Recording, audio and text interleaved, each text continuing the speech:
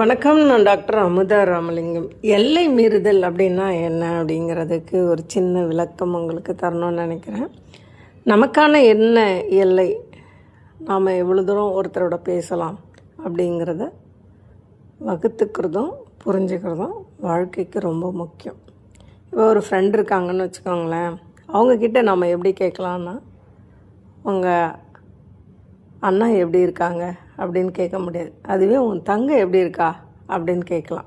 ஏன்னா திருமணமாகாத ஒரு பொண்ணாக இருந்து அவள் தோழிக்கிட்ட அவள் கேட்குறான்னு வச்சுக்கோங்களேன், அப்போ அம்மா எப்படி இருக்காங்க, தங்கச்சி எப்படி இருக்காங்க அப்படின்னு கேட்குறதுல தவறாக புரியுதில் இருக்காது. ஆனால் ஆமாம் உங்கள் அண்ணன் எப்படி இருக்கான் அப்படி கேட்டால் அதுக்கான அர்த்தம் வேறாகும். அதே மாதிரி தான் பையனாக இருந்தாலும் அவனும் கூட ஒரு பையன் ஃப்ரெண்டாக இருக்கிறவங்கிட்ட என்னடா உங்கள் தம்பி நல்லா இருக்கானா அப்படின்னு கேட்பான். அதே நேரம் அவன் கொஞ்சம் அவனோட வார்த்தையில் மாடுலேஷனை மாற்றி, என்னடா உன் தங்கச்சி நல்லா இருக்காளா, உங்கள் அக்கா நல்லா இருக்காளா அப்படி கேட்டால் அதனுடைய அர்த்தம் வேறாகும். ஆனால் அப்படி கேட்கவே கூடாதுங்கிறது தான் எல்லை.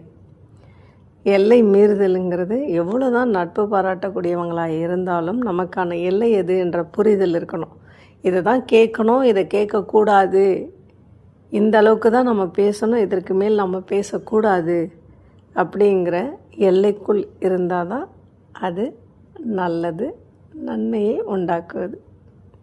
இந்த எல்லை மீறுதல் எப்போதும் இருக்கக்கூடாது அப்படிங்கிறது தான். நமக்கு கண்ணு ரெண்டாக இருந்தாலும் பார்வை ஒன்று தான், காது இரண்டாக இருந்தாலும் கேட்பது ஒன்று தான், நாக்கு ஒன்றாக இருந்தால் செய்கின்ற வேலை இரண்டாக இருக்கிறதுன்னு சொல்லுவாங்க. ஏன்னு கேட்டால் உண்பதற்கும் பேசுவதற்கும் இருக்குது. ஆனால் அதை ஒன்றா இருந்தாலும் அதை உபயோகப்படுத்துகின்ற விதம் ரொம்ப முக்கியம் அப்படின்னு சொல்லுவாங்க. கவனமாக இருப்போம், புரியாதவற்றையெல்லாம் புரிந்து கொள்ள முயற்சிப்போம். நன்றி. தொடர்வோம்.